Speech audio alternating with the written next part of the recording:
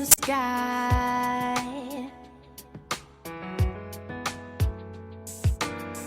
And the paintbrush was always in my mind.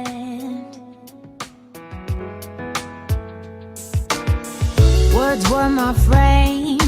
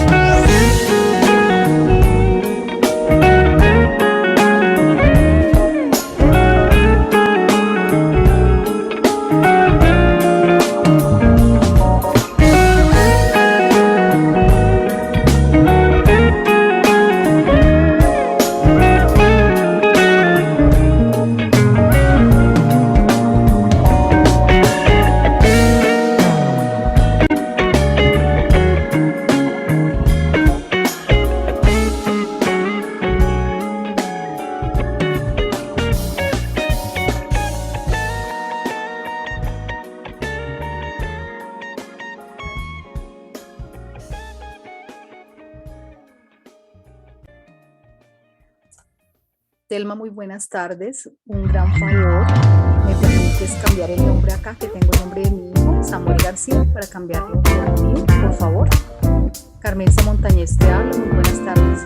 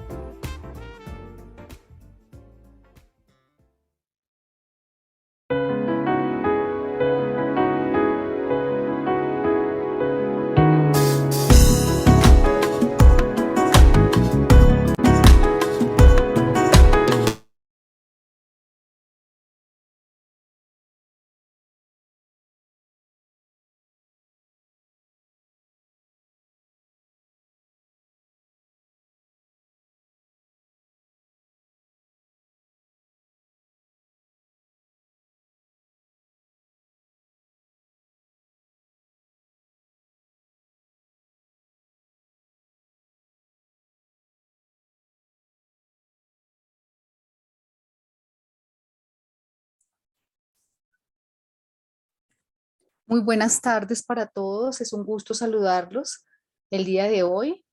Mi nombre es Carmenza Montañez Torres. En estos momentos pues voy a ser la moderadora de este seminario el día de hoy. Quiero primero que todo agradecer su presencia, indicarles que Víctor Avendaño se excusa, doctor Eduardo Arenas, no puede estar con nosotros el día de hoy, pero vamos a estar muy atentos de su conferencia. Quiero antes que todo recordar que hemos hecho durante este seminario permanente de innovación educativa sobre las TIC en pandemia, desafíos y reinvenciones. Hemos tenido la fortuna de escuchar algunas conferencias maravillosas como la de la doctora Mónica Fernández, que fue nuestra primera conferencia del seminario. La segunda fue la del doctor Sixto Moya. La tercera que tenemos, la de Joaquín Paredes, la del doctor Joaquín Paredes Labra. La cuarta, la del doctor Jaime Montes. La quinta, la de la doctora Ada Freitas Cortinas. Y el día de hoy nos acompaña el doctor Eduardo Arenas, que me permito presentarlo. El doctor Eduardo Arenas Catalán es abogado formado en la Universidad Católica del Norte, sede de Coquimbo, y actualmente académico de la Facultad de Derecho de la Universidad de Leiden. Obtuvo el premio Theo van Boven de investigación jurídica en Derecho Internacional en su versión 2018. El doctor Arenas Catalán, quien se desempeña actualmente como profesor de la maestría avanzada en Derecho Europeo e Internacional de los Derechos Humanos en la Universidad de Leiden, recibió este galardón por su tesis doctoral titulada Solidaridad y Derecho a la Salud en la era de la comercialización de la atención sanitaria, a ser publicada próximamente en inglés por la editorial Edward Elgar. Bienvenido, doctor Arenas. Bienvenido a todos los que nos acompañan en estos momentos. Entonces tiene la palabra, doctor. Estamos prestos a escucharlo y a aprender muchísimo de usted. Muchísimas gracias, Carmenza, y muy buenas tardes a todos, estimados colegas de las Américas. Es un gusto estar esta noche para mí, tarde para ustedes, en esta presentación. Veo ahí la imagen del profesor Montes, con quien hace muchos años estuvimos en Coquimbo, en La Serena, en distintas actividades, y es un verdadero gusto y un placer volverles a ver. A todos ustedes también en distintos rincones de nuestro continente. Tengo una presentación, a lo mejor lo más conveniente sería comenzar, intentar compartir. Sí, creo que en este momento ustedes ya debieran ser capaces de verla. Sí, ¿Sí? doctor. Sí la estamos viendo, Perfecto. doctor. Ah, genial. Bueno, aquí está mi presentación. Tal vez comenzar contándoles el plan que tengo. Lo que me pidió Víctor es hablar sobre la educación universitaria a distancia, y desde mi particular experiencia. Tal vez aclarar que ya no trabajo más para la Universidad de Leiden desde septiembre de 2020, sino que lo hago en esta universidad que es la que estoy aquí mostrando el símbolo, que es la Open Universiteit. Es la Universidad Abierta de Países Bajos. Y esto es muy bueno, no solo para mí, trabajar en esta institución, sino que también para efectos de esta presentación, porque el tema se relaciona mucho con el trabajo que nosotros realizamos en la Universidad Abierta de Países Bajos. La verdad es que la pandemia lo único que ha hecho ha sido, de alguna forma, en términos del trabajo que nosotros realizamos, reforzar algunas de las dinámicas que nosotros que esta universidad ya trabajaba, y ha sido sencillamente aumentar la forma de trabajo. Brevemente quiero decir algo sobre mi persona. Mi nombre es Eduardo Arenas Catalán, como se decía correctamente en la presentación, y me gradué de abogado en la Universidad Católica del Norte. Luego me vine en el año 2009 a Países Bajos, donde efectué mi maestría, doctorado, luego trabajé durante 3 años en la Universidad de Leiden, en esa maestría que se está mencionando por Carmenza, y ahora lo hago como profesor asistente en Derecho Internacional Público en la Open Universiteit, Universidad Abierta de Países Bajos. Nuestra universidad queda ubicada en el sur del país. Yo en este momento, nosotros vivimos, yo vivo en el norte, perdón, en el centro del país, y esto me toma 2 horas y media en tren llegar hasta la ciudad de Heerlen, que está ubicada en el sur. A lo mejor alguno de ustedes ha estado por ahí, o a lo mejor en Maastricht, en el sur de Holanda. Entonces, y eso, fíjense, yo trabajo desde septiembre de 2020 hasta la fecha. He estado en el campus central de nuestra universidad tan solo en algo así como 5 oportunidades. Y eso ha tenido que ver con las medidas relacionadas con la pandemia. Entonces es una situación muy sui generis, muy ad hoc la que se da. Pero creo que para efectos nuestros, para efectos de lo que queremos conversar en esta jornada, creo que es bien propicio. Entonces lo que pienso hacer es hablar por aproximadamente 45 minutos y después abrir el espacio a recibir sus comentarios o preguntas, lo que ustedes dispongan, y también, si es que lo estiman conveniente, pueden interrumpir la presentación o intervenir en la presentación, no es ningún problema. No sé si es que los podré ver, porque tan solo aquí tengo el video de Carmenza, pero si es el caso, entonces Carmenza me lo hará notar. Pienso hablarles un poco del trabajo que hacemos en las universidades a distancia, luego decir un par de cosas respecto del modelo de educación orientada hacia los estudiantes, algo de mi participación en el Comité de Diversidad e Inclusión de nuestra universidad y algunas experiencias y desafíos en general. Esto va a ser algo muy personal, no tiene por objeto decir nada muy en abstracto, ninguna teorización, la verdad, sino que tan solo dar algunas de las experiencias, puesto que fue eso lo que me pidió Víctor, y me imagino que ha sido la metodología con la que han estado trabajando. Pero también es interesante hacerlo a veces de esta forma, de manera menos intelectual, de manera más práctica, puede ser útil, de manera a lo mejor comparada. Entonces, las universidades a distancia, nuestra universidad, la Universidad Abierta, la Open Universiteit de Países Bajos, es una universidad que es bastante nueva en el plano holandés.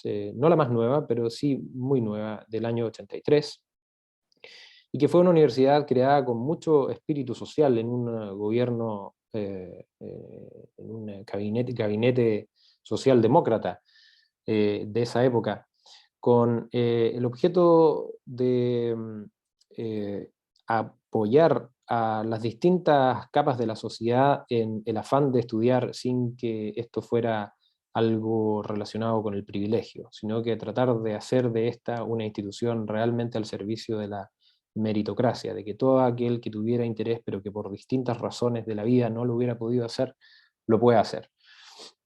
Entonces, nosotros contamos entre nuestros estudiantes muchas personas que trabajan y que tienen poco tiempo para hacerlo, entonces lo hacen en un horario que es cómodo para ellos. Nuestras clases son fundamentalmente en horario vespertino. Tenemos entre nuestros estudiantes personas que necesitan trabajar y que necesitan estudiar con altos grados de flexibilidad. Tenemos estudiantes que no se sienten cómodos, no sé, en lo que es la vida común universitaria, de verse, de estar cerca de los demás, sino que a veces a lo mejor algunos más introvertidos. Tenemos estudiantes que les ha faltado oportunidades, tenemos estudiantes de edad un poco más avanzada que el clásico estudiante universitario a lo mejor que tenemos en mente. Tenemos estudiantes que son deportistas de élite, que por la misma razón necesitan mucha flexibilidad. Tenemos estudiantes que son personas que están en detención. Tenemos estudiantes que sufren de alguna discapacidad. Y nuestro modo de operación es algo, ya les contaba, el campus central está ubicado en la ciudad de Heerlen, en el sur de Holanda, pero contamos con centros de estudio distribuidos por todo el país, lo que significa que los estudiantes pueden tomar sus exámenes en alguno de los centros de estudio localizados cerca de donde residen. Estos exámenes son posteriormente enviados por correo y entonces los profesores los pueden revisar. Ahora último, con la pandemia, ya la universidad nuestra lo venía trabajando por ya varios años, el Internet ahora ha aumentado muchísimo más y contamos con software que permiten que los exámenes sean tomados por internet, es decir, el estudiante se sienta en su casa y esto puede sonar un poco distópico, se conecta en línea y una cámara le vigila mientras toma su examen.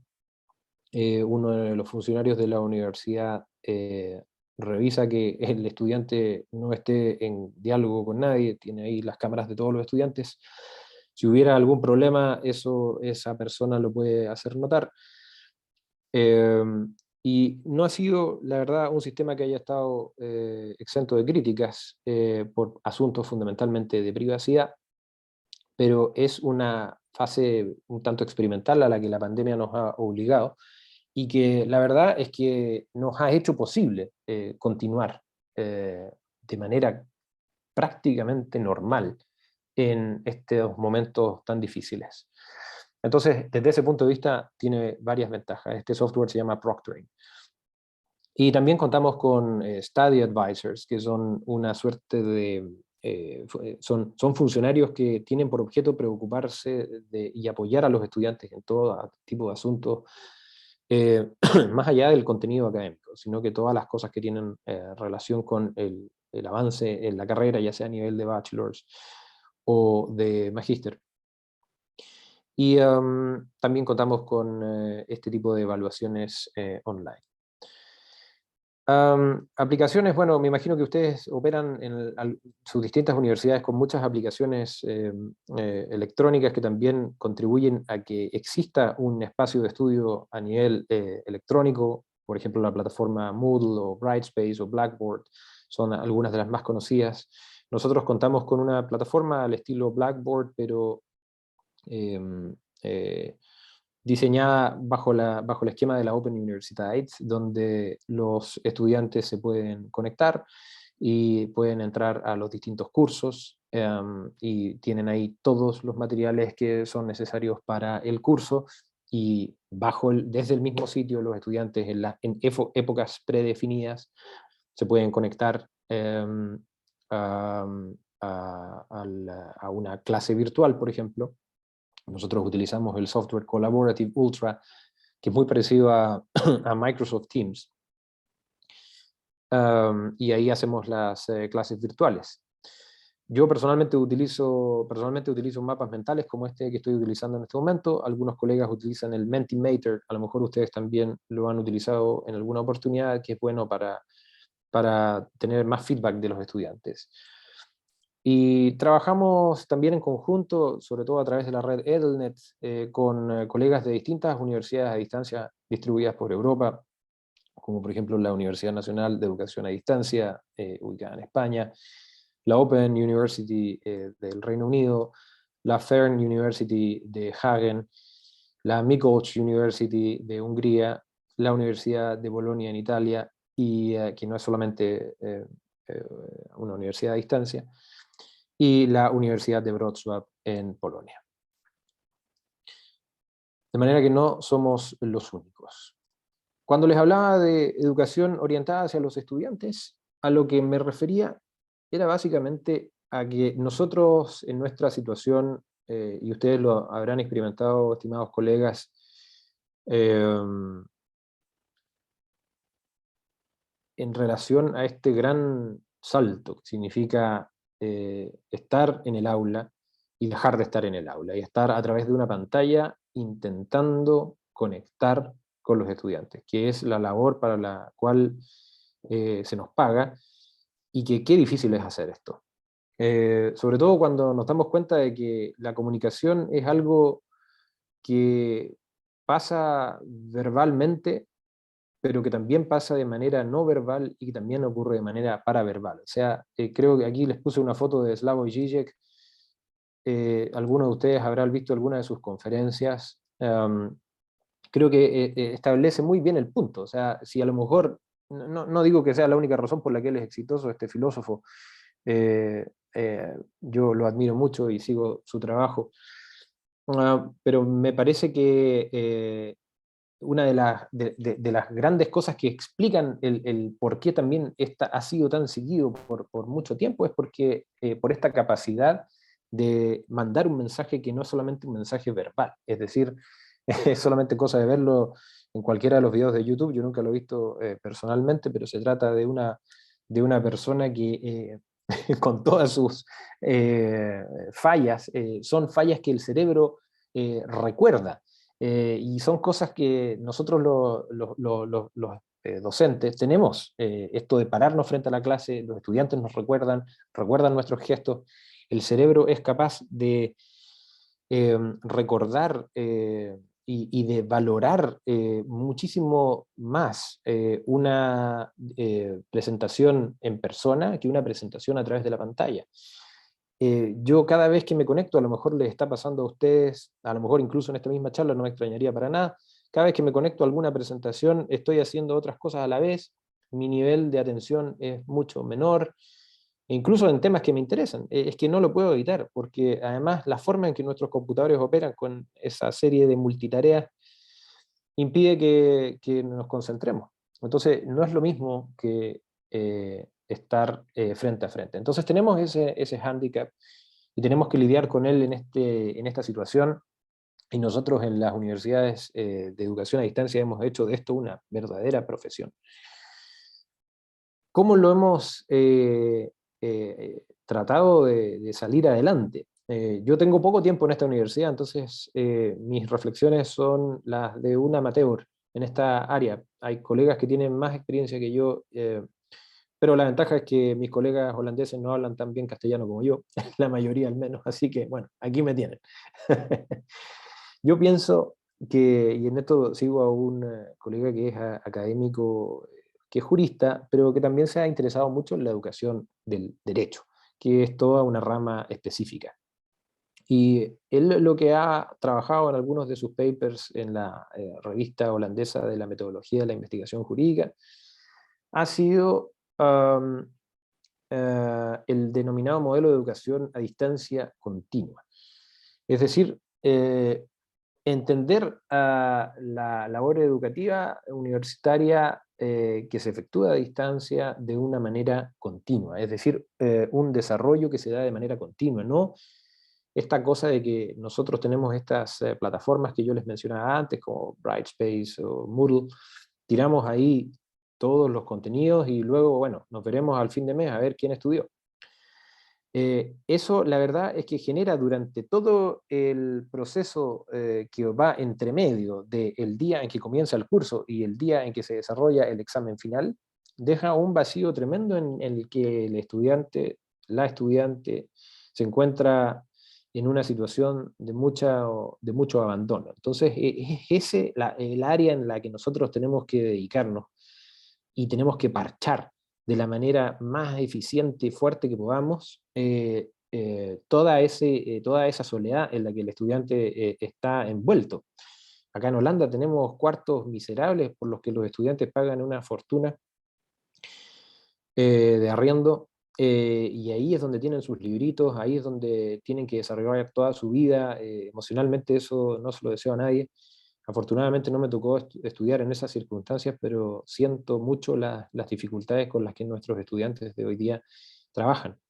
Entonces esto requiere que nosotros redoblemos nuestros esfuerzos en el área de la organización de nuestros cursos.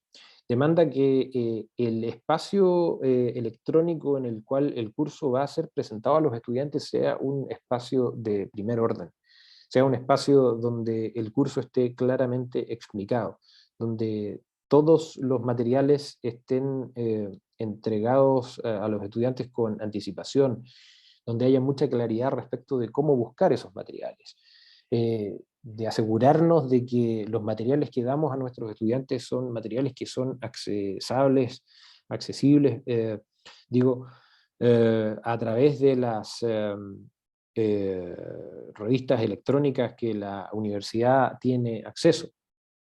En definitiva, y que haya absoluta y total claridad respecto de las épocas de exámenes, de la forma en que se va a examinar el curso, y donde ojalá a través del sitio nosotros nos anticipemos a las preguntas de los estudiantes, e incluso establezcamos preguntas frecuentes para ayudarles en todo lo que sea posible.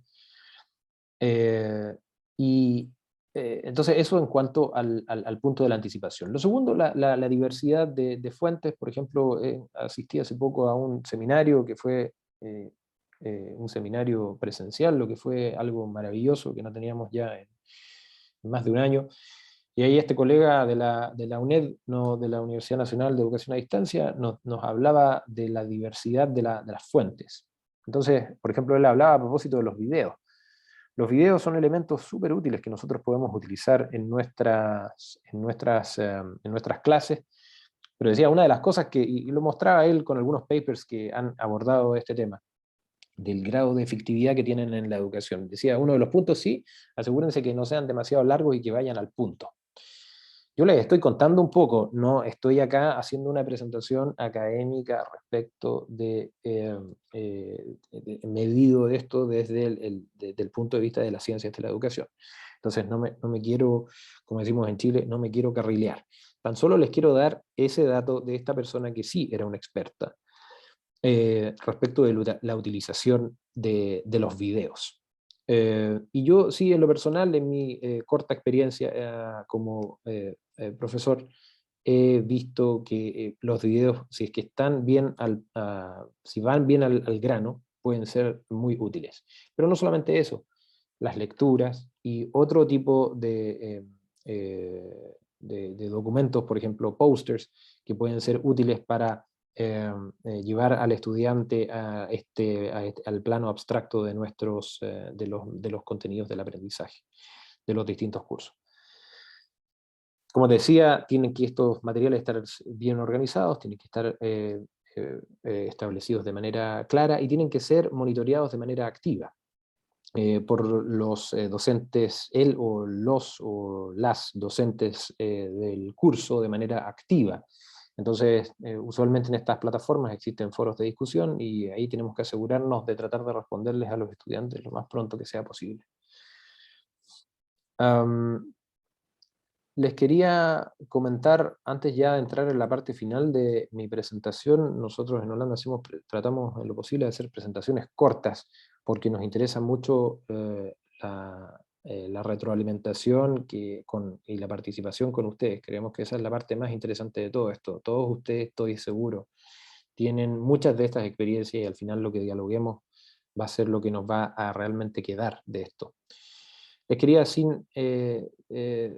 antes de irnos a eso, les quería comentar un poco de mi participación en el Comité de Diversidad e Inclusión, que este ha sido un tema muy tocado. O sea, no sé si en las universidades de ustedes este tema se está trabajando. Acá, al menos en Europa, es un tema que se trabaja mucho. Por ejemplo, hay una evaluación bastante intensa respecto de las personas con un, ¿cómo se dice?, background inmigrante en Países Bajos, y se calcula que esta cantidad de personas va a aumentar de manera vertiginosa para el año 2050. Entonces Holanda es un país que también está cambiando. Entonces eso ha generado distintos grados de interés y de preocupación por la manera en que las universidades se transforman en lugares que sean diversos y que incluyan a distintos tipos de personas, a todos tipos de personas. El gran tema que nosotros intentamos llevar a cabo es que todos se sientan acogidos en la universidad. Y esto es algo que toca a todos, no solamente a los estudiantes, sino que también a los docentes. Me lo comentaba un colega, una anécdota que le pasó. Este colega es una verdadera eminencia en nuestra materia, y, y sus clases eran en inglés. Entonces un estudiante en holandés le dijo, esta es una universidad holandesa y yo no tengo por qué tolerar de que a mí se me enseñe en ningún otro idioma que no sea holandés. Entonces, este colega quedó un poco choqueado respecto de este estudiante, pero con el tiempo me lo plantea en términos de el objeto de discusión nuestro, de la diversidad y la inclusión. ¿De qué manera este estudiante ha hecho sentir a mi colega no muy bienvenido, no muy incluido? Eh, Cuando la que ha tomado la decisión de avanzar en el área de la educación en otra lengua ha sido también la universidad, luego de haberse visto que era algo necesario. Además, no estamos hablando de cualquier lengua, estamos hablando bueno, de la lengua que se utiliza fundamentalmente en el área del derecho internacional. Por lo que no era tan raro que se diera el caso. Entonces, a ese tipo de cosas vamos. Me ha tocado la paradoja de que, pese a que mi holandés está muy lejos de ser perfecto, he tenido que evaluar a estudiantes respecto de sus presentaciones, y las presentaciones incluyen distintos asuntos, entre los que, entre los que se incluye su expresión oral en idioma holandés. Entonces esa es una paradoja que a mí me ha ocurrido, que ha sido muy difícil para mí personalmente tener que realizar. Pero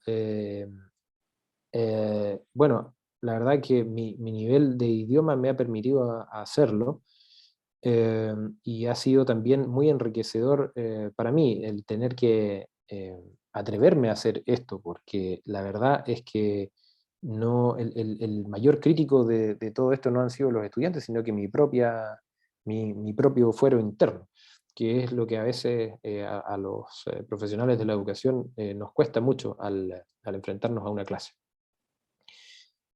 En el tema de la diversidad e inclusión tenemos básicamente dos cosas. Tenemos un asunto medio clásico, yo le llamo clásico, pero por llamarle de alguna forma, que es el tema del abuso, de que algún profesor tiene una situación de abuso con algún estudiante, o que un estudiante abusa de un profesor. Esos son casos clásicos. O de exclusión, de que se excluye a algún estudiante, por ejemplo, por el color de su piel. Y lo que ha venido, pero esos son temas básicamente que siempre han más o menos estado, y las universidades los han tratado de mejor o peor manera, pero eso no es nuevo. Lo que es más nuevo es la cosa sistémica.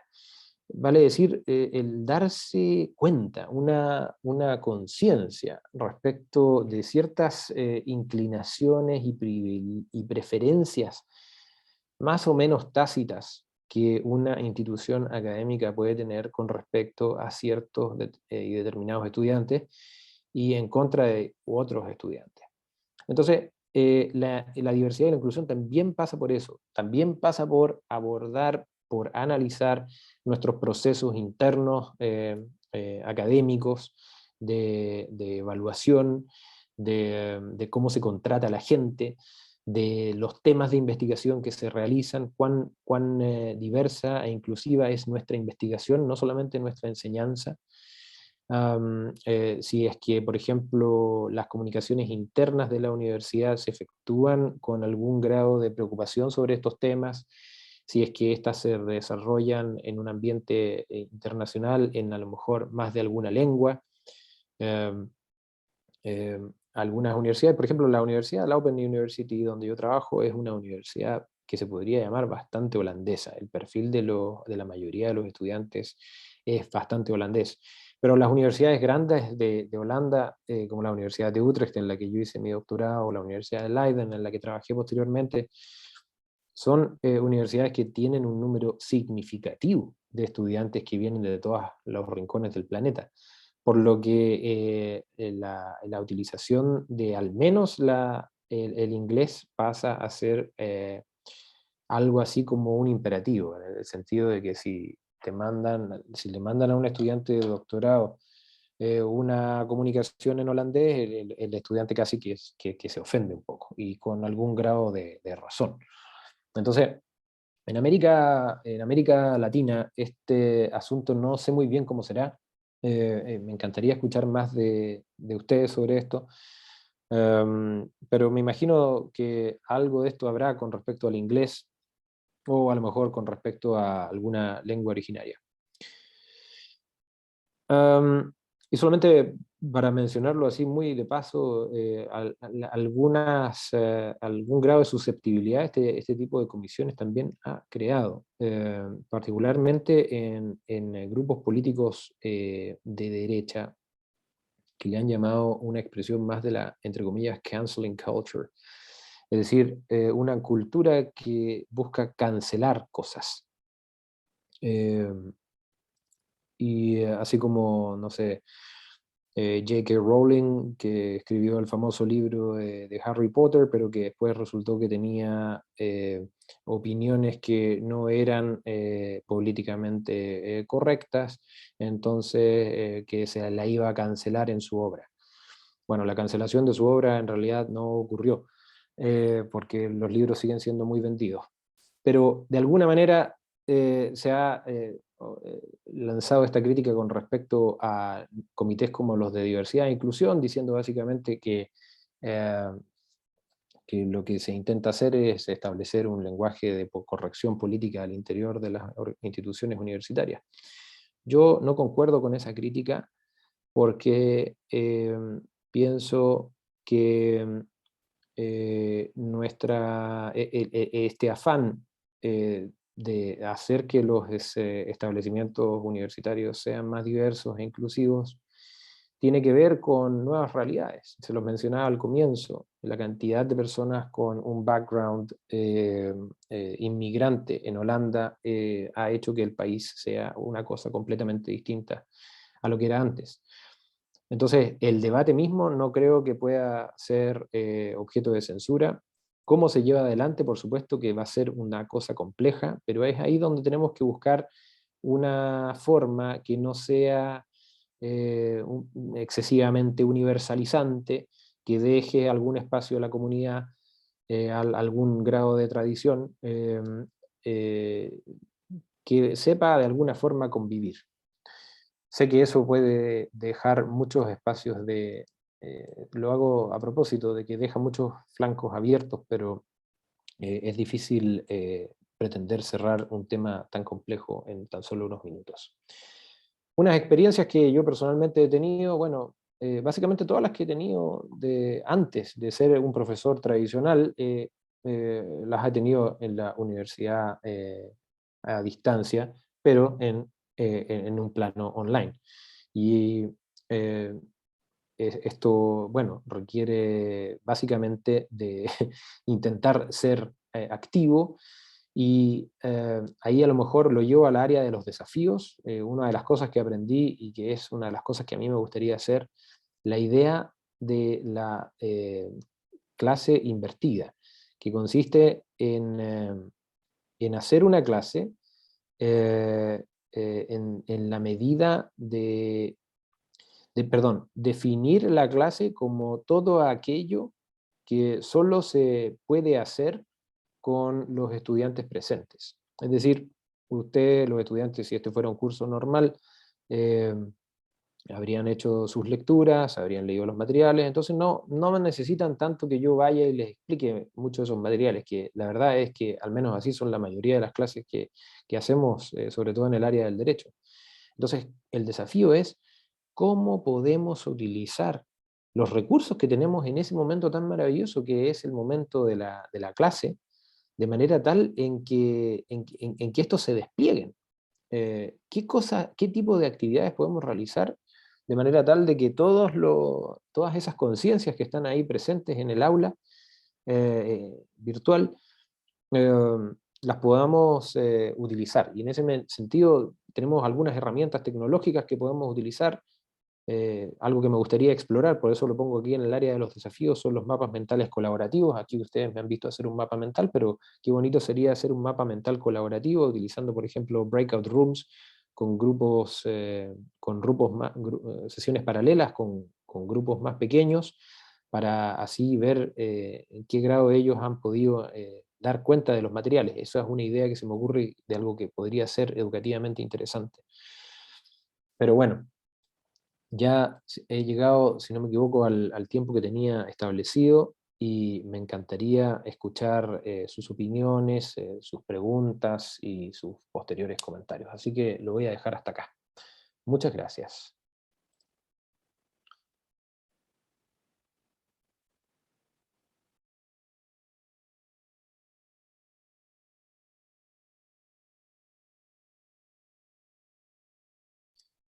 No sé si es que Carmenza va a ser la que va a moderar el debate, pero si no fuera el caso, profesor Montes, yo no tengo ningún inconveniente en que usted sea el primero en hacer uso de la palabra. Reciba un saludo cariñoso, querido Eduardo. La verdad, me da un gusto muy grande verte y participando con nosotros de la cátedra. Lo encuentro espectacular. Muchas gracias por haber venido y estar acá y informarnos sobre estos temas tan relevantes en los tiempos que corren, ¿no?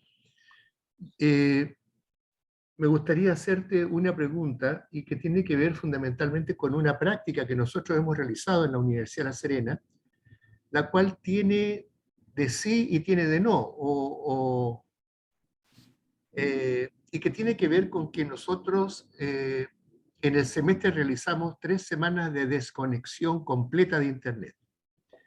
Y estas desconexiones tienen que ver con el cansancio de los jóvenes frente a la pantalla. Entonces es el momento en que la persona se desconecta, se procura no ponerles tareas en esa semana, ¿ya? De modo que quedan, digamos, cortados de lo que va el semestre, digamos, ¿verdad? En 3 oportunidades por una semana, y cuesta mucho recuperar otra vez el hilo, porque la persona en ese momento, ¿verdad?, tiende también a relajarse, tiende a... hoy día no estamos tan confinados como antes, así que uno sale también, puede distraerse. Entonces, por una parte, los jóvenes lo agradecen, creo yo, porque de esta manera casi un mes, ¿verdad? Un semestre es pequeño y casi un mes está dedicado a esta desconexión. No sé si ustedes usan ese mecanismo o cómo lo emplean en el caso de que sí lo hacen, porque considero que tiene cosas muy buenas, como por ejemplo, ¿verdad?, permitir descansar a los jóvenes, ¿ya? Y también de alguna manera los profesores también descansan un poco. Pero por otro lado también se produce una desconexión en el contenido, al cual después cuesta volver a retomarlo. ¿Ustedes tienen prácticas de este tipo también allá en la educación a distancia? Gracias, Eduardo.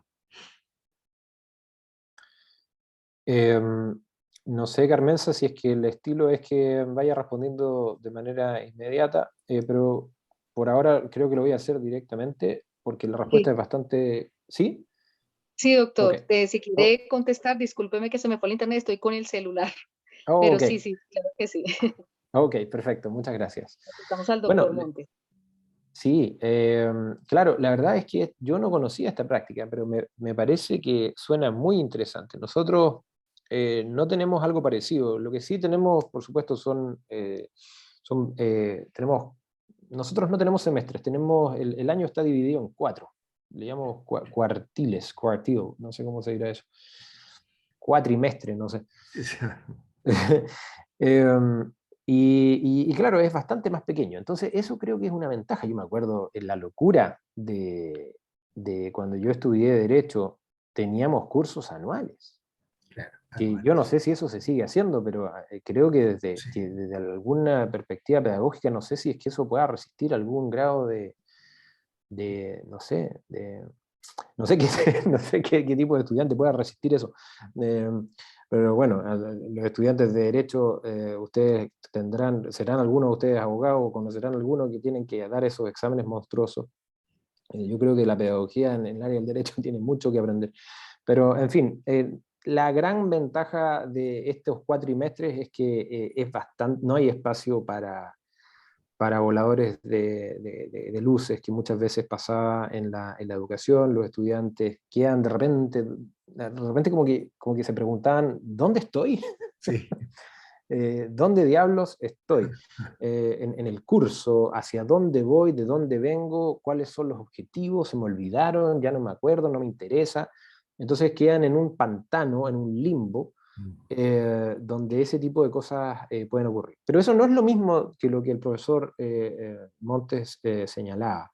Esto suena como una cosa muy positiva. A mí creo que, así por lo que la escucho, creo que tiene algo muy positivo, me recuerda un poco como esa dedicación al ocio de los antiguos griegos, que es algo que debiéramos tratar de fomentar más.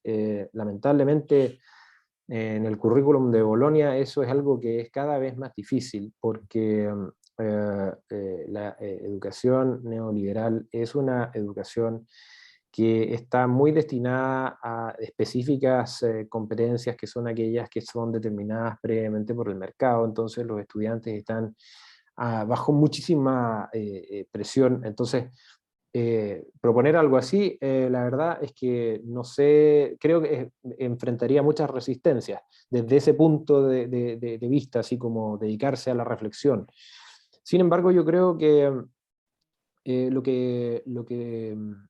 volviendo al tema que mencionaba brevemente respecto de la educación a distancia vista como un continuo del trabajo del profesor de Fries, que les mencionaba, les puedo mandar posteriormente el paper, pero es un paper en inglés, pero lo puedo enviar mediante Carmenza.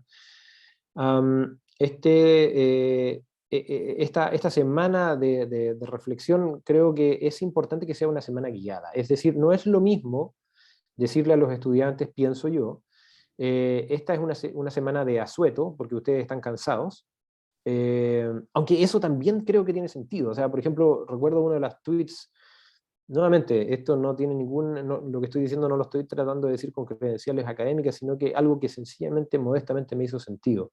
Uno de los tweets que leí en la época de la pandemia, que, bueno, que continúa, la verdad, fue un profesor que decía algo así como, bueno, ¿y qué haces tú?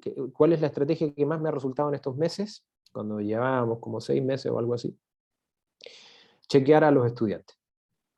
Chequearlos, alguien le pregunta, ¿chequearlos con relación a los temas académicos? No, chequearlos. O sea, básicamente mandarles un correo, ¿cómo estás? ¿Cómo andamos?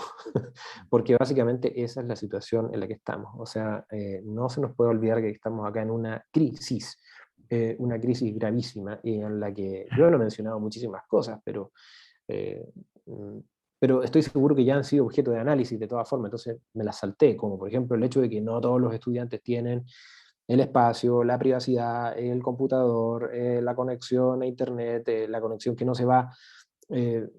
Son cosas que todos tenemos. ¿Cuántos estudiantes están conectados con fibra óptica? Hay muchas desigualdades ahora en nuestra aula. Antes, no sé, teníamos el problema de estudiantes que llegaban con ropa cara y estudiantes que llegaban con ropa no cara. Bueno, ahora tenemos otros problemas eh, que afectan de todas formas a la educación de manera grave. Entonces, creo que en ese sentido, esto me hace mucho sentido desde ese punto de vista.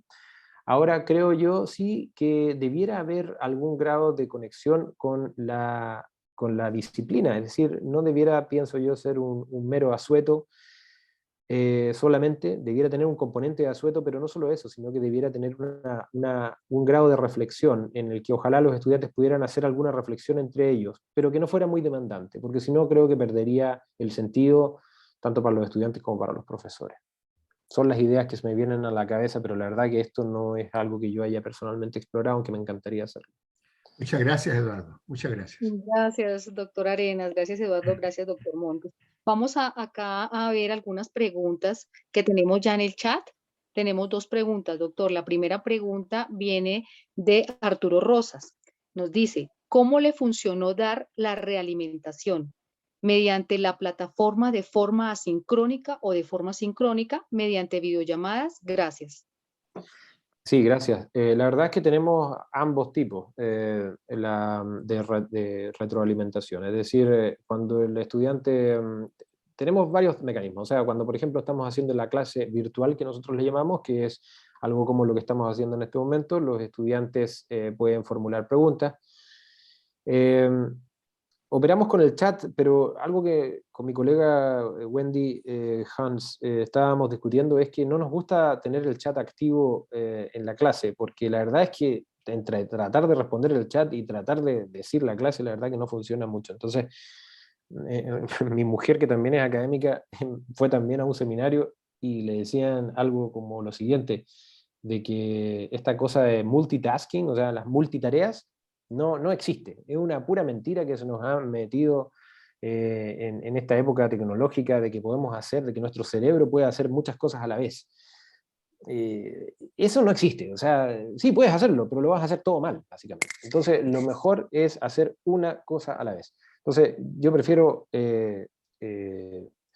no quiero decir con esto que no me pueden hacer una pregunta en la presentación, no, pero esto de tratar de responderle al estudiante mientras estoy haciendo la presentación no es algo que funcione muy bien. Entonces, las preguntas por el chat se pueden hacer, pero se pueden responder también, creo yo, al final de la clase. Luego tenemos los foros de discusión, que son muy útiles porque muchas veces pasa que un estudiante tiene una pregunta que todos los demás estudiantes tienen. En el aula eso no es ningún problema porque el estudiante formula la pregunta y todos escuchamos la pregunta. Pero esto es muy práctico tenerlo en nuestras plataformas porque entonces cuando se le da la respuesta al estudiante, todos los estudiantes pueden acceder a esa respuesta, incluso pueden activar notificaciones para que las respuestas, las preguntas y todo tipo de comunicación que existe en el curso les llegue con copia a su correo electrónico. También, por supuesto, que se pueden establecer sesiones directamente cuando hay alguna cosa que haya que resolver. Yo he tenido, por ejemplo, a veces resulta más eficiente, a pesar de que cueste tiempo, tener una pequeña jornada de 15 a 30 minutos con un estudiante para discutir algún tema que se va a venir de todas maneras. O sea, por ejemplo, si yo tengo un estudiante de tesis, yo tengo que tener una retroalimentación con ese estudiante y para eso le tengo que conceder una charla como lo haría en tiempos normales. Eso es muy cansador para los académicos, yo lo siento así, sobre todo cuando estamos con los niños en la casa porque nos cerraron los colegios o porque los niños están con COVID. O porque nosotros mismos estamos con COVID, pero que así todos tenemos que trabajar, se nos exige, o por la culpa que nos genera echarle todo el trabajo a nuestros colegas. Hay veces que se puede hacer, hay veces que sencillamente no se puede hacer, eso es lo dramático de esta situación. Pero cuando se puede hacer y tenemos el espacio, darles a veces el espacio a un estudiante para que converse con nosotros mediante Teams o mediante Zoom, es una cosa que les ayuda muchísimo, sobre todo cuando están ellos enfrentados a un paper, o a un trabajo de investigación o a una tesis. Entonces, para ir concluyendo en esa pregunta, sincrónica y no sincrónica, y hay que ser creativo, y a veces la llamada por teléfono y el chequear con los estudiantes, creo que son todas técnicas que nos ayudan a mantener bien a nuestros estudiantes, partiendo por ¿están bien? Esa pregunta básica, ¿no?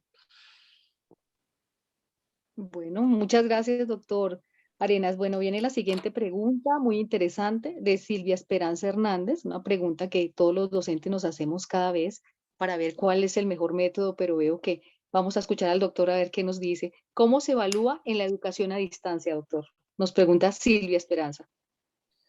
Gracias, Silvia. Se evalúa de básicamente la misma forma. O sea, los cursos nosotros básicamente no tenemos limitación. Nosotros, por ejemplo, yo participo en un curso en que el 100%, uno de los cursos de los que participo, el 100% del curso se mide en un examen.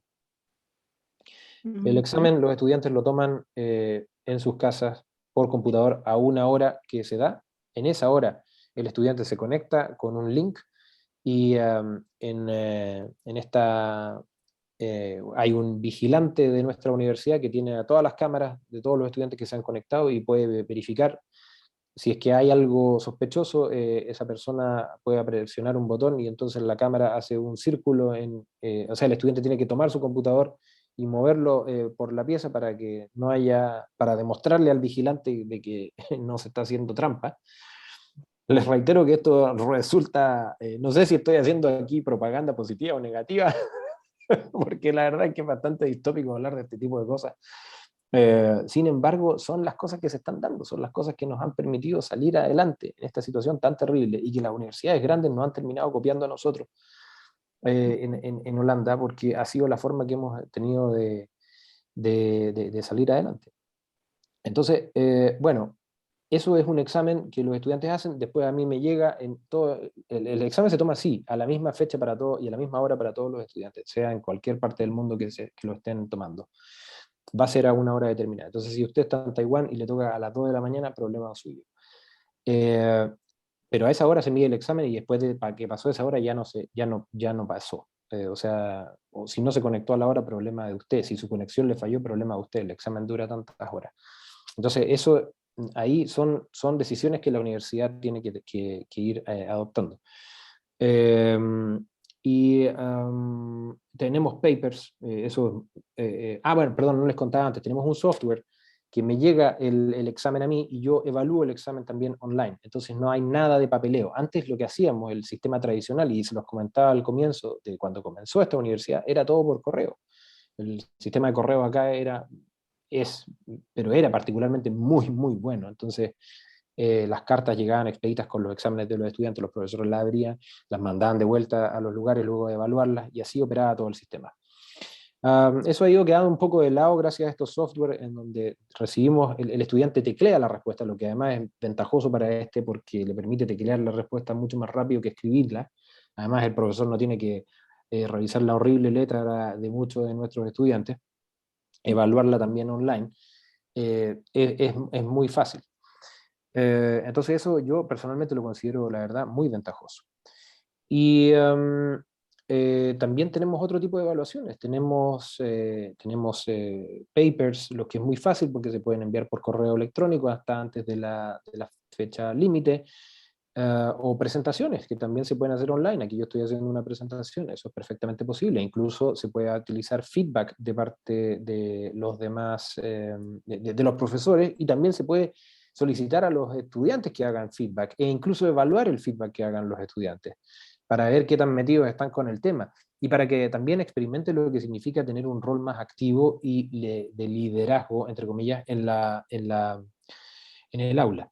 Entonces, creo que tenemos básicamente muchas opciones abiertas. Una de las opciones que es difícil, debo reconocerlo, es la de la participación. Muchos cursos en los que yo participaba en un enfoque tradicional tenían siempre algo así como un 10% por la participación.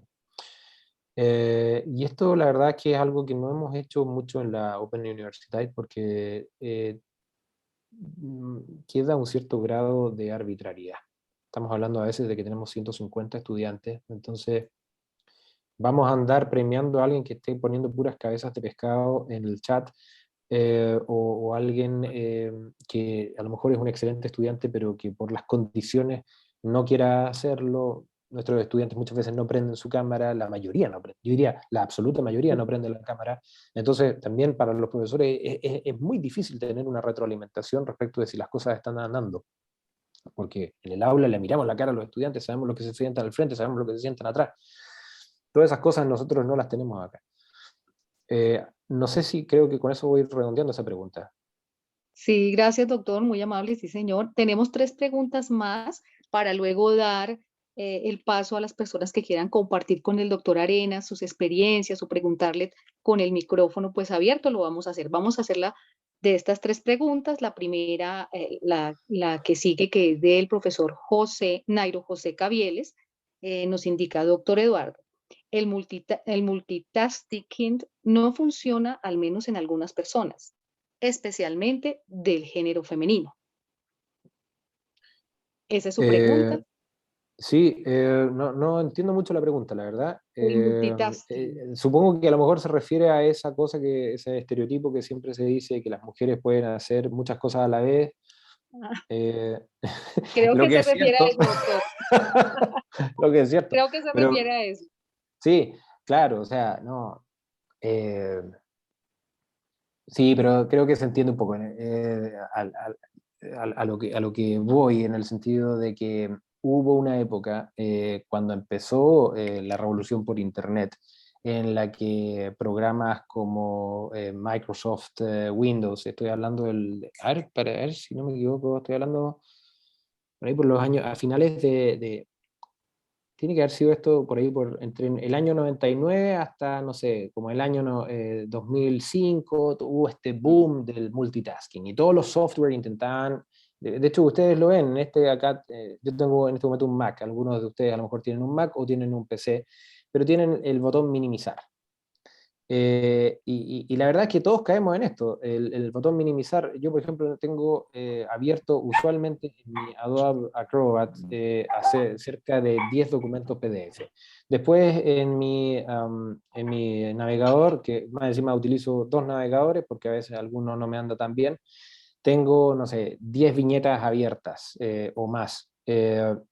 Y es la forma de trabajar a la que nos impulsa el sistema, y es muy poco, no es buena, o sea, tiene algunas cosas buenas de vez en cuando, ya, todos caemos en eso, todos nos gusta un poco eso, pero la verdad es que tiene mucho de mal hábito, en el sentido de que nos impide concentrarnos en cosas profundas, nos impide que saquemos un paper que tiene que ver con un trabajo en donde no necesitamos que hayan 10.000 distractores.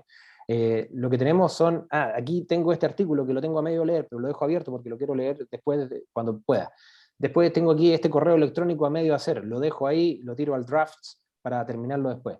Tengo además una reunión por Teams mientras estoy leyendo un artículo que están dando, pero que estoy invisible porque prefiero que mis colegas me vean para dar la impresión de que estoy participando cuando en realidad no me interesa. Y así estamos bombardeados porque nuestros computadores tienen estas capacidades. Pero la pregunta debiera ser, bueno, ¿tiene nuestro cerebro la capacidad de procesar de manera eficiente y adecuada todos estos impulsos? Yo creo que lo único que nos está conduciendo es a que tengamos más burnouts, de que nuestros colegas, de que nosotros mismos terminamos con muchas dificultades. No se ha investigado esto todavía, en términos de todos los estímulos que esto genera, en términos del cansancio que esto genera. Entonces, yo sé que es una realidad del día de hoy, pero creo que ha llegado la hora de que nos tomemos más en serio, de repente cerrar el computador, sacar incluso una máquina de escribir si es necesario, desconectarnos un poco de todo esto, o al menos tener hábitos de Internet un poco mejores, en el sentido de tratar de hacer solamente una cosa a la vez para que, por el bien nuestro mismo, por el bien mismo de nosotros. Así es, doctor. Una buena higiene mental. Bueno, Yes. viene la pregunta de Marta Méndez. Ella le pregunta al doctor, ¿qué métodos innovadores de integración de las TIC que posibiliten las clases a distancia que se hayan utilizado en Holanda? Si nos puede indicar qué métodos ¿Qué innovadores. son las TIC? No, ¿qué métodos innovadores de integración de las TIC que hayan utilizado ustedes en Holanda para las clases a distancia? Sí, pero yo le pregunto a Marta qué son las TIC. Si quiere, Marta, puede abrir su micrófono.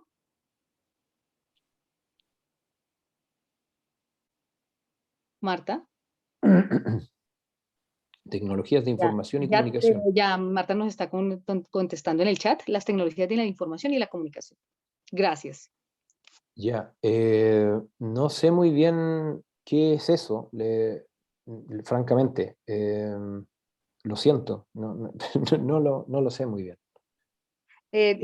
Quiero complementarle un momentico ahí, ayudarle a Marta en su pregunta, doctor, y es las herramientas que nos mostraba en el Ah, mapa, ajá. como la de Studien, la de Mentimeter, ese tipo de herramientas. Ah, ok, ya, perfecto, Recursos. perfecto, perfecto. Entonces, que en Holanda, ¿cuál utiliza, no? ¿Cuál es el más utilizado? Eso es lo que creo que ella quiere preguntar. Ya, ok, disculpe. Mire, yo creo que lo que más utilizamos nosotros es Microsoft PowerPoint. Ajá. Y hay una especie de saturación del PowerPoint. O sea, yo a veces veo una slide, así ¿cómo se dice? Una diapositiva, y ya como que me desconcentro automáticamente. Porque son tantas las presentaciones que uno termina viendo que es agotador. Entonces, por eso utilizo mucho el mapa mental, porque personalmente me parece un poco más entretenido hacerlo. Eh, Ahora, yo utilizo un mapa mental de una compañía que se llama iMindMap, pero esta compañía cerró y ahora se transformó en una compañía que se llama Ayoa. El problema es que Ayoa es una compañía que hace, los voy a escribir aquí para que vean, Ayoa. Ayoa trabaja con mapas mentales pero a nivel colaborativo. Entonces lo utilizan mucho en empresas, donde los colegas de una empresa van tirando los mapas mentales y se van dando tareas entre sí para ir avanzando hacia una tarea común. Creo que tiene utilización para aplicación para la universidad, pero tiene que ser algo en ese caso que la universidad entera lo compre. Entonces eso es un tema más complicado. La otra aplicación muy en esta línea es Miro, que yo no la he explorado tanto, pero sé que sirve para hacer mapas mentales que se pueden hacer colaborativos, pero todavía no lo he hecho. Tengo muchas ganas de hacerlo, por eso lo plantea en los desafíos que tengo ahí por delante. Creo que puede ser útil. Me gustan mucho los mapas mentales, sobre todo en el derecho, porque en el derecho nosotros les pasamos a los estudiantes muchos casos. Entonces les tiramos un caso de 100, 200 párrafos, y no sé, 100 hojas y le tiramos de esos 5 casos. Entonces tiene 500 hojas el estudiante que se tiene que leer. Entonces, ver en el bosque, ¿no? ¿Cuál es la capacidad del mapa mental? Le permite al estudiante separar lo importante de lo menos importante. Y bueno, el derecho no es solamente eso, el derecho también es argumentación. Entonces, no estoy diciendo con esto que se resuelva el problema, pero es un punto de partida, saber distinguir cuáles son los verdaderos puntos importantes. Creo que ese tipo de aplicaciones son muy útiles. Mentimeter sirve mucho para tener el feedback y también para presentaciones, la hemos utilizado mucho entre colegas, para reuniones que tenemos de departamento. Puede ser muy útil el tener algo como Mentimeter para rápidamente tener el feedback de los colegas. Les queremos hacer una consulta sobre algo, tiramos un Mentimeter preparado y todos los colegas pueden responder sobre un asunto que preocupe al departamento o al instituto respectivo. Entonces, hay muchas más, pero al menos quiero mencionar estas. Collaborative Ultra y Teams, herramientas como esas, también tienen la posibilidad de escribir en la pantalla. Lo que se puede hacer sirve para hacer un poquito de brainstorming con los estudiantes, lluvia de ideas. Puede también ser útil. Depende mucho también, me imagino, de la disciplina. Muchas gracias, doctor. Bueno, Yoli Salazar nos pregunta, en el caso de los alumnos que no tienen internet, entonces, ¿cómo se evalúa? ¿Cómo se evalúa, doctor? Sí, bueno, la verdad es que hasta antes de la pandemia eso era muy frecuente y todavía los estudiantes en principio pueden seguir yendo los estudiantes pueden seguir hoy por hoy solicitándolo, pero el problema se generó en el momento del lockdown, cuando el estudiante no podía ir y también esto abarcó a las instituciones universitarias. Esto fue una gran crisis. Porque ese tipo de situaciones que nos quedaron muy complicadas. Entonces ahí tuvimos varios casos y se tuvo que ver caso a caso. Pero en este momento, hoy por hoy, la mayoría, más que absoluta de los estudiantes, está teniendo que tener internet, una conexión estable a internet y una computadora. Básicamente sin esos elementos el estudiante no puede funcionar en nuestra universidad.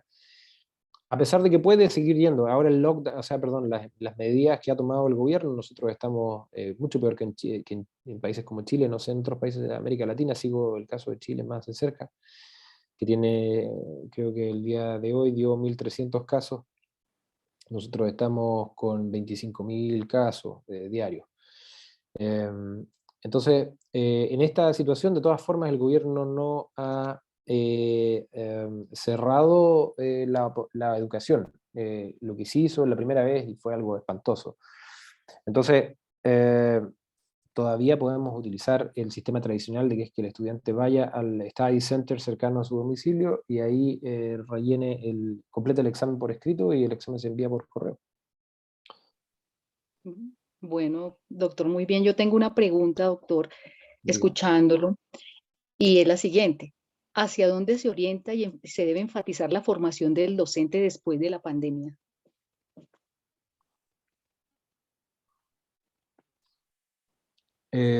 ¿podría explicar un poco más el contexto de la pregunta? Porque no me queda, ¿en qué sentido, en qué dirección? Para no perder Ya, el tiempo respondiendo algo que no era lo que tenía. la formación docente vemos en estos momentos, escuchándolo, es primordial para que Ah, nuestros estudiantes los podamos atrapar a través de una educación remota o virtual. mm, Entonces, ¿hacia dónde se debe enfatizar esa formación docente? Especialmente a los docentes que tenemos clases en el aula presencial. Entonces, ¿hacia qué lado se debe enfatizar esa formación? ya. Mire, nuevamente mi excusa original de que yo no soy un cientista de la educación, yo soy un académico del derecho. Entonces, la verdad es que mm, eh, em, no es el área de mi especialidad. Entonces, Ah, yo no ok. soy la persona más indicada para responder una pregunta de ese calado, pero sí quiero decir una sola cosa, que yo creo que la pandemia nos ha dejado la necesidad de explorar la educación más, de manera mucho más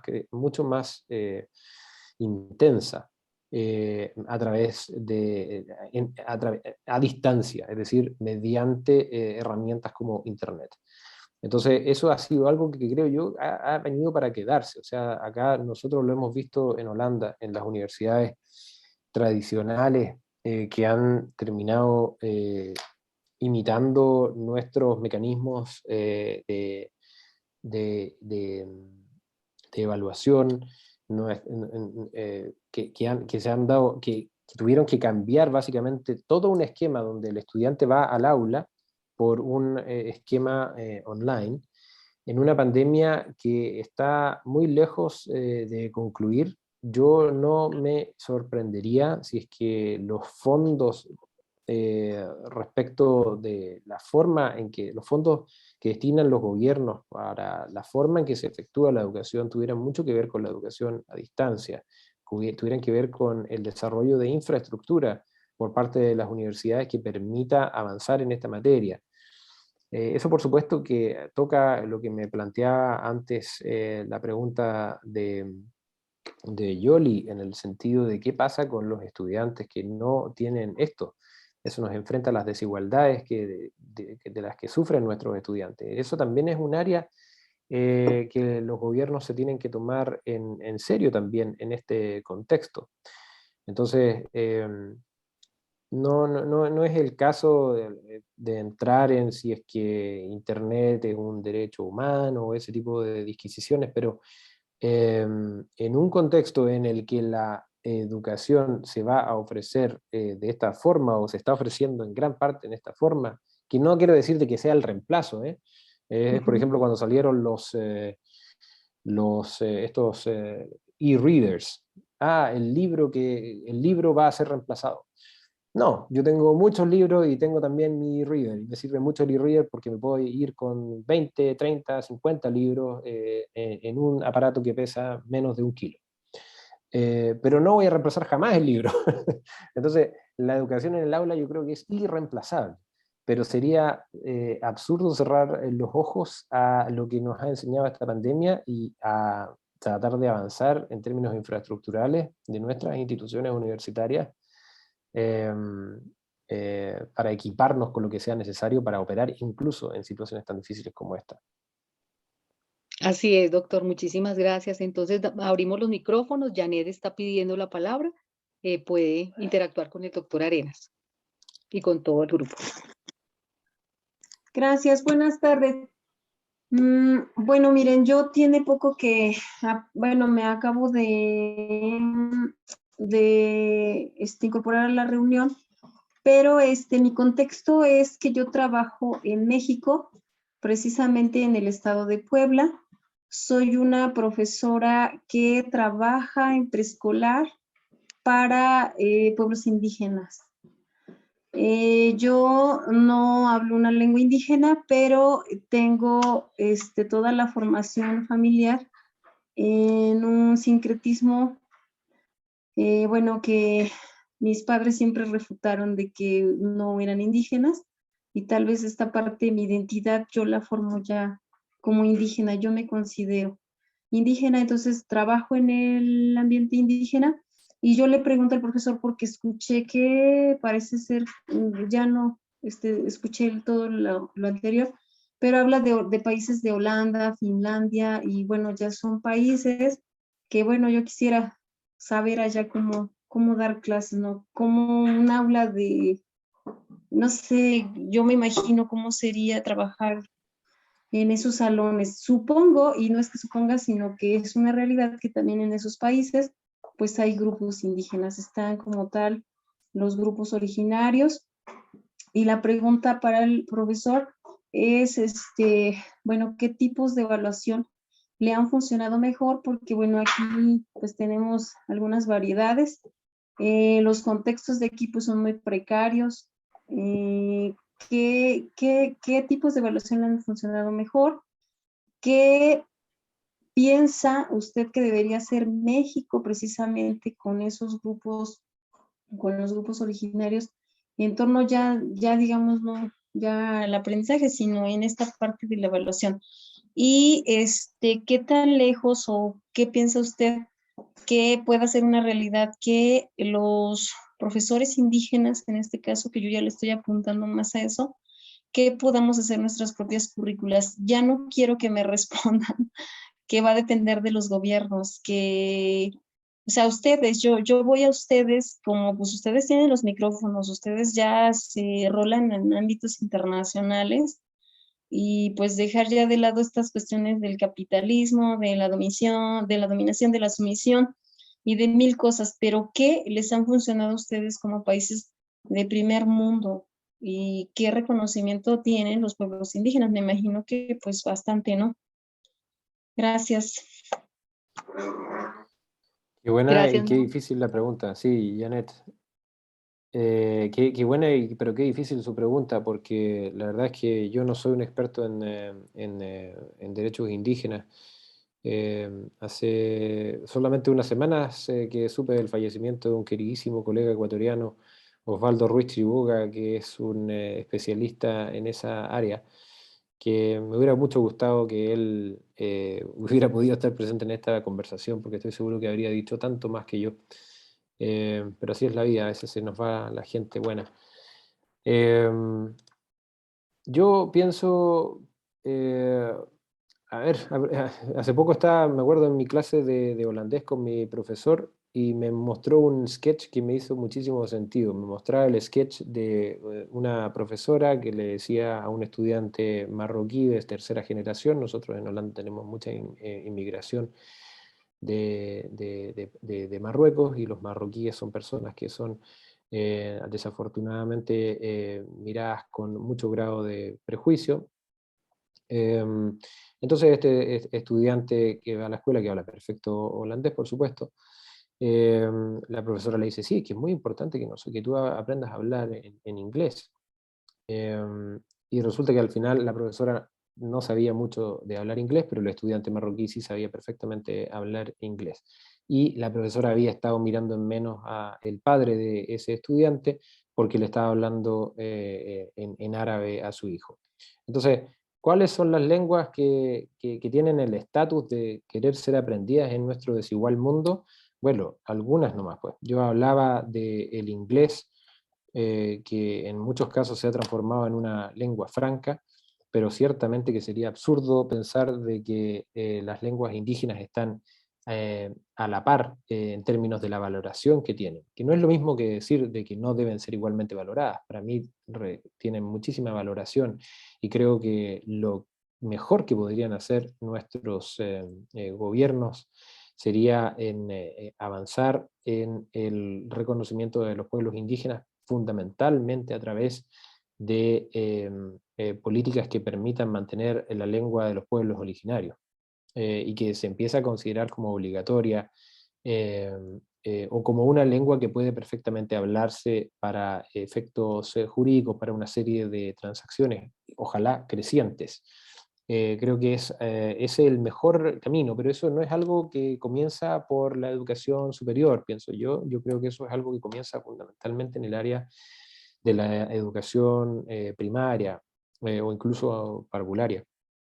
Entonces, creo que ese sería el primer gran paso que debiera darse para ese reconocimiento. Ahora, yo no conozco la situación en Finlandia, nosotros en Holanda no tenemos pueblos originarios, por decirlo así propiamente de acá, pero sí sé que en Finlandia existen y desconozco cuáles son las políticas específicas que se tienen allá con respecto a esos indígenas finlandeses. Um, pero estoy seguro que sería un interesante tema de investigación, por eso que lamentaba al comienzo la ausencia de mi querido amigo Osvaldo, que se nos murió hace tan solo una semana. Pero te agradezco tu pregunta, Janet, y lamento haberla respondido tan solo de manera muy superficial. Bueno, doctor, gracias. Marlene Hernández también quiere participar. Sí, hola, buenas tardes. Yo estoy aquí en la Ciudad de México. Trabajo en las escuelas normales. Aquí las escuelas normales son esas instituciones que se encargan de formar a los que van a ser docentes, en este caso en educación básica, ¿no? Aquí es desde preescolar, los maestros de preescolar, los maestros de primaria, los maestros de secundaria, así como van los niveles, ¿no? Solo hay normales hasta el nivel secundaria, desde preescolar, educación especial, porque bueno, hablamos de otro tipo de normales, de la cuestión de educación física, y entonces, bueno, en este caso somos 5 normales aquí en la Ciudad de México. El detalle en este sentido es que cuando llega esta situación de la pandemia, pues bueno, nos causa conflicto primero a nosotros como profesores porque no tuvimos esa educación, ¿no? O sea, no estuvimos formados en función de utilizar estas herramientas. Digo, sí, PowerPoint, sí, a lo mejor en este caso yo soy de matemáticas, GeoGebra y cosas que tienen que ver con el uso de recursos. Sin embargo, entrarle a una enseñanza virtual a través de este tipo de plataformas como Zoom, como Meet, eso es lo que nos movió, ¿no? La zona de confort. El asunto también es que no medimos, ¿no? No damos límites. O sea, ahora ya nos dicen una reunión a las 8 de la noche y sucede lo mismo que una reunión a las 9 de la mañana, ¿no? Porque como es virtual, uno está en casa, entonces dice, no hay problema, ¿no? Entonces esa parte también como profesores a nivel universitario la dejamos, ¿no? E igual con los estudiantes. Oye, te voy a dar una asesoría a las 6 de la tarde, cuando el horario del estudiante a lo mejor es en el matutino, ¿no? Entonces, en ese sentido, mi pregunta iba en función de, yo creo que es importante no descartar, ¿no? Esto que acabamos de conocer, que fue novedoso y que nos obligó a una educación distinta. Entonces, a uno como profesor, digo, más aún a los estudiantes. Mi pregunta sería ahí en función de estos, también ocupo para dar las clases Mentimeter, que me encanta. Uso el Padlet, que también me parece como una herramienta fabulosa, el Kahoot, que también nos ha permitido, y les digo, entre ellos GeoGebra, las cuestiones del Classroom, de Google, o sea, son como muchas cosas que uno tuvo que ir aprendiendo, ¿no? Porque finalmente las desconocíamos. Ahorita me encantó la plática porque vi que finalmente estamos en una sintonía, ¿no? O sea, el detalle es que aquí en México ya hay una parte mixta, o sea, ya nos hacen dar clases presenciales y también dar clases virtuales, ¿no? Algo de lo que no nos hemos despegado es a lo mejor, por ejemplo, del uso del Classroom, que es una plataforma en donde podemos evaluar y podemos hacer. Entonces, aquí mi pregunta o mi duda sería en función de cómo podríamos como ir delimitando, ¿no? Todo este uso que ya conocemos o ir rescatando, por así llamarlo, este tipo de plataformas en esa educación virtual, ¿no? Porque bien ya lo he escuchado, que comentan, igual aquí en la institución, el internet en la institución no es bueno, ¿no? Y más aún que estén todos los alumnos en presencial y se estén conectando para hacer otras cosas, es muy difícil. Entonces, aquí, ¿cómo podríamos como ir enlazando, cómo ir limitando o delimitando esos tiempos, ¿no? Para no perdernos en esta cuestión de solo estar al pendiente de los estudiantes, que son muy importantes, pero creo que estamos dejando como de lado esta parte humana, que igual aquí luego mis hijos me dicen, ¿no? O sea, yo creo que ves más a tus alumnos que a nosotros, ¿no? Entonces, en ese sentido, no sé cómo podríamos como ir creando como esos límites, ¿no? O sea, no lo he podido, no lo he logrado, yo no lo he logrado. No sé si alguno de ustedes, o el maestro Eduardo, me pudiera decir, ¿sabes qué? Pues sí, o sea, la mejor es de decían aquí, ¿no? Hacemos como muchas cosas al mismo tiempo y por eso ahí le escribí en el chat, muy cierto, porque estamos en una conferencia o estamos en 2 conferencias con 2 dispositivos o estamos dando la clase y lo padrísimo es que nos preguntan algo y abrimos internet y nosotros lo investigamos, ¿no? Aunque no lo sabemos. Esa es una parte importante. Pero ¿cómo le hace el maestro Eduardo para tomar esos límites, ¿no? Para no vivir pegado a la computadora. Esa es como la parte que no he logrado, ¿no? Gracias. Muchísimas gracias, Marlene. Qué buena su pregunta y qué importante. Los profesionales de la educación han sido durante muchos años objeto preferido de precarización, de flexibilización laboral. Y en esto no están solos, sino que también van de la mano con trabajadores de la salud que lamentablemente vemos las consecuencias de aquello, que tenemos niños mal educados, no en el sentido, no sé, tradicional del término, sino que con serios problemas de déficits educacionales, como resultado de profesionales que funcionan absolutamente al límite. Y también tenemos pueblos enfermos y que no ven la luz en el contexto de esta pandemia, pero también en el contexto de enfermedades mentales, producto también, entre otras cosas, porque no es la única razón, de profesionales de la salud que están precarizados. Entonces, el tema de cómo encontrar los límites de la jornada de trabajo de uno, que, por ejemplo, cuando se introdujo el teléfono móvil, y sobre todo cuando se empezaron a meter cada vez más aplicaciones a los teléfonos móviles. Yo aquí en mi teléfono móvil tengo mi correo electrónico.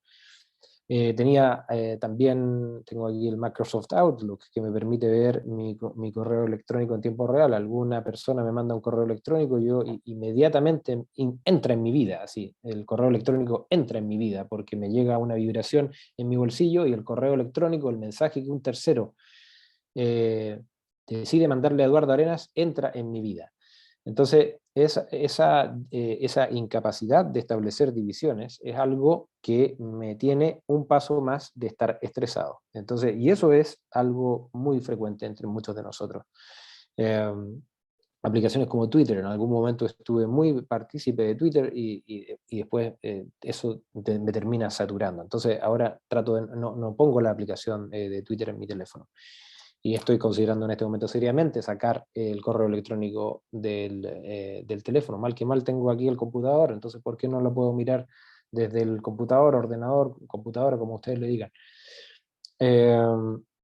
Entonces también tiene que ver con la magia del descubrir todas estas tecnologías y que nosotros queremos aprender más. Usted lo decía, Google, queremos descubrir las 1000 preguntas, no solamente queremos descubrir la respuesta a las preguntas, sino que también queremos utilizar todas estas herramientas de manera hábil, queremos demostrarle a los demás, demostrarnos a nosotros mismos que no somos legos en términos tecnológicos, de que nos la podemos con estas herramientas que todo el mundo utiliza y que si no la utilizas, quedaste fuera, poco menos. Entonces, es muy difícil en esa gran impresión que nos generan todas estas herramientas, el aprender a establecer nuestros propios límites respecto de las mismas y no terminar siendo presa de ellas. Entonces, primero tal vez decir una cosa a nivel estructural, nada ha cambiado. O sea, acá hay un punto que es desde los comienzos de la historia hasta la fecha de hoy, que es que la unión hace la fuerza. Es decir, si es que nosotros estamos bien organizados como profesionales, trabajadores de la educación, es más difícil que nuestra vida sea peor vida. Entonces acá, en la pregunta anterior, que entiendo un poco para dónde iba, que era una cosa distinta, pero la verdad es que es difícil desconectar ciertas cosas que nos pasan en nuestra vida privada respecto de la foto global, que tiene que ver con el desarrollo del capitalismo. Pero yo no quiero decir de que para que nos vaya mejor en nuestra vida privada, para que estemos más contentos en nuestra vida privada, tenemos que entender más de eso, sino que creo que lo que tenemos que fundamentalmente entender es una ley fundamental de la vida, y que es que la unión hace la fuerza. Y si es que nos juntamos con nuestros colegas que están viviendo en la misma situación, en vez de creer de que vamos a arreglar los problemas para nosotros mismos, es, creo, altamente más probable que les sea más difícil a aquellos que nos van a echar una tarea más encima a nosotros hacerlo. Entonces, si queremos que no nos sigan repletando de tareas, lo primero que tenemos que hacer es organizarnos junto con nuestros colegas profesionales trabajadores de la educación, y esa es la mejor manera de asegurarnos contratos colectivos que empiecen a respetar nuestros derechos. Eso es la película, la foto estructural. Pero eso también va de la mano con los propios vicios nuestros. Yo les hablaba del vicio mío de tener 10 archivos PDF en mi Adobe Acrobat abiertos al mismo tiempo, de tener 2 correos electrónicos en proceso de fabricación, y de tener 2 navegadores, cada uno de los cuales tiene 10 viñetas abiertas con distintas cosas que estoy investigando, leyendo por curiosidad, interesantes o no interesantes, películas a medio mirar que estoy ahí, también las tengo abiertas, y el computador cada vez utilizando más memoria RAM. Llega un minuto que el computador ya se bloquea, y tengo que reiniciarlo, y a veces incluso llego hasta perder algunos de los trabajos que no habían quedado grabados. Entonces al final tampoco es tan eficiente eso desde ese punto de vista. Pero bueno, lo principal de lo que estoy tratando aquí de decir es que nosotros mismos tenemos que ser inteligentes, no tenemos que quedarnos en esta impresión tan maravillosa que es el descubrir todas estas tecnologías.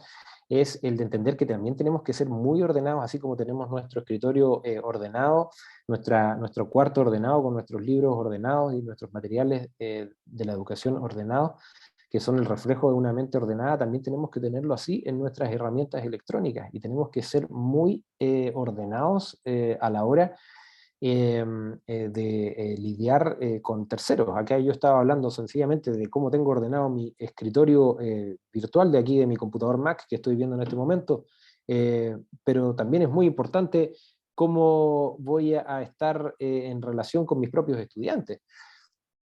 Si es que yo le digo a mi estudiante, no te preocupes, llámame a tal hora, y el estudiante me llama a cualquier hora, yo estoy dándole una licencia al estudiante, y que el estudiante va a tomar, si el estudiante también está en problemas. Entonces yo no digo acá de que tengamos que abandonar a los estudiantes, todo esto va sobre lo contrario, sino que tenemos que hacerlo de una medida en que podamos ayudarles.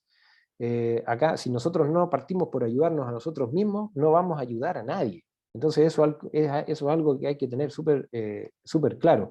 Si nosotros tenemos una vida familiar donde nuestros niños nos están reclamando que nos la pasamos preocupados de los demás,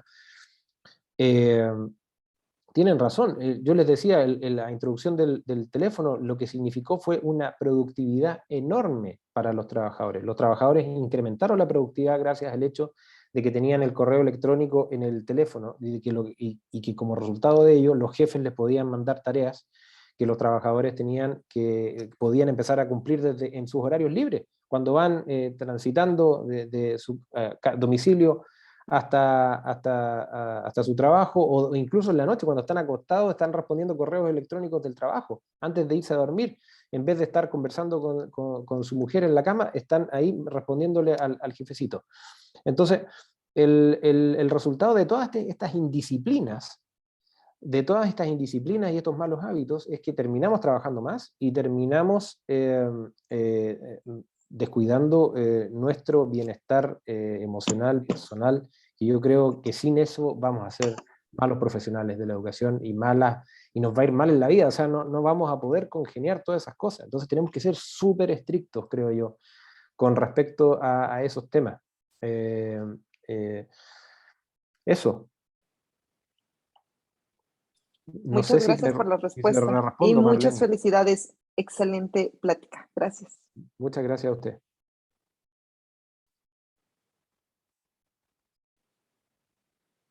Estás en mute, Carmenza. Ahí sí. Ya, me escuchan. He Sí, tenido ahora sí. dificultades hoy con el internet. Bueno, doctor, agradecerle inmensamente su participación, sus aportes acá en el chat, agradeciéndole también muchísimas personas que están desde México, Ecuador, Colombia, Chile.